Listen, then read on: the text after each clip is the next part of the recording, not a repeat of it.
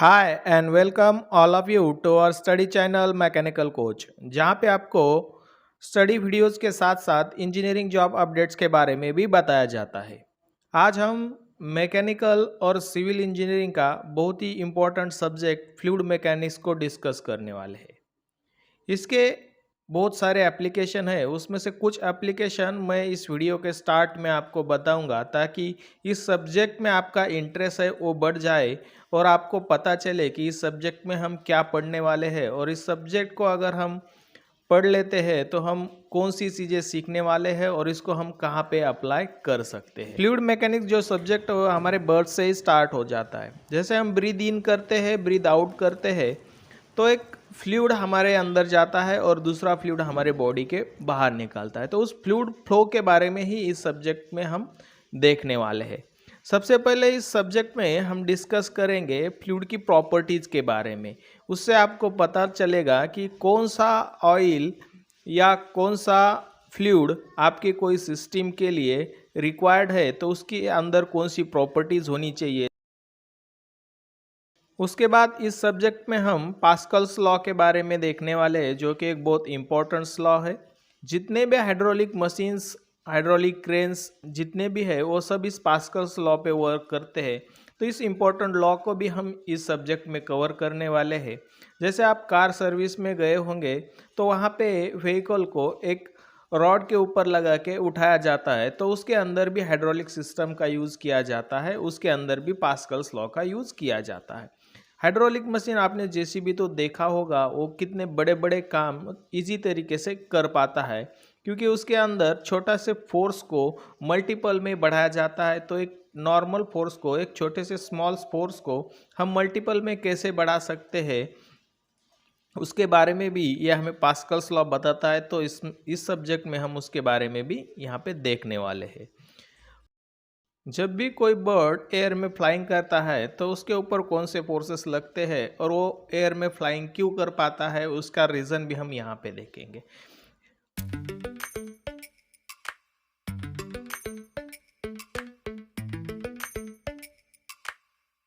और जितने भी हमारे पास हेलीकॉप्टर्स होते हैं, एरोप्लेन्स होते हैं, तो उनका जो ब्लेड्स होते हैं उनका शेप जो एरोडायनामिक शेप होता है, तो उसमें भी एक ड्रैग फोर्स, लिफ्ट फोर्स, ऐसे कुछ फोर्सेस लगते हैं जिसके कारण वो एयर में तैर सकते हैं या फिर उड़ सकते हैं। तो उसके बारे में भी हम इस सब्जेक्ट में देखने वाले हैं। अक्सर हमने देखा है कि हम कोई स्मॉल पत्थर भी पानी में डाल देते हो तो वो डूब जाता है, बट बड़े बड़े, इतने बड़े बड़े शिप्स होते हैं कि वो पानी में इजी तरीके से तैर सकते हैं। तो वो उसके पीछे का रीज़न क्या होता है, उसके बारे में भी ये सब्जेक्ट में हम पढ़ेंगे, जिसका नाम होगा बायोनेंसी एंड फ्लोटेशन।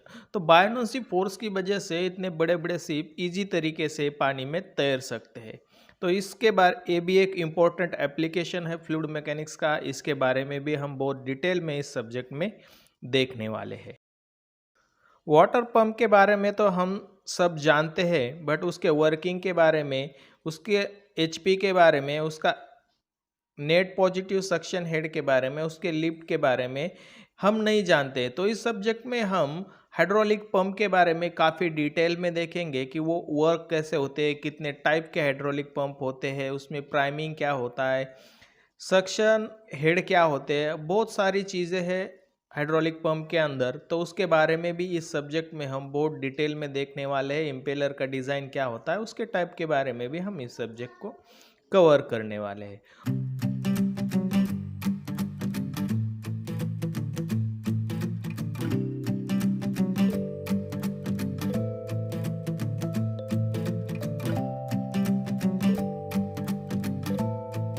और इस सब्जेक्ट में एक बहुत इम्पोर्टेंट पॉइंट हम कवर करेंगे, हाइड्रो इलेक्ट्रिकल जितने भी पावर प्लांट होते हैं।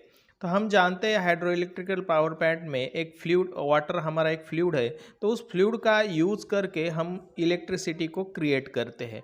तो हाइड्रो इलेक्ट्रिकल पावर प्लांट में जितने भी इक्विपमेंट होते हैं, उसमें सबसे ज़्यादा इम्पोर्टेंट जो इक्विपमेंट होता है वो होता है हाइड्रोलिक टर्बाइंस।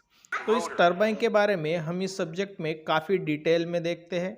उसका डिज़ाइन क्राइटेरिया क्या होगा, उस पे कौन कौन से फोर्सेस एक्ट होते हैं, उसका वर्क डन क्या होता है, उसके टाइप्स के बारे में देखेंगे। ड्राफ्ट ट्यूब, बहुत सारी चीज़ें हैं। तो इस सब के बारे में, पूरा हाइड्रो इलेक्ट्रिकल पावर प्लांट के बारे में इस सब्जेक्ट में हम पढ़ने वाले हैं। तो एक जनरल ओवरव्यूज मैंने आपको बताया है कि इस हाइड्रोलिक तो एक जनरल ओवरव्यूज मैंने आपके सामने रख दिया है कि फ्लूइड मैकेनिक्स को हम कहाँ कहाँ पे यूज़ कर सकते हैं। अब हम इसके सिलेबस के बारे में देख लेते हैं कि हमारे इस फ्लूइड मैकेनिक्स के अंदर कौन कौन से टॉपिक होंगे और इस टॉपिक के अंदर हम कौन कौन से पॉइंट को कवर करने जा रहे हैं।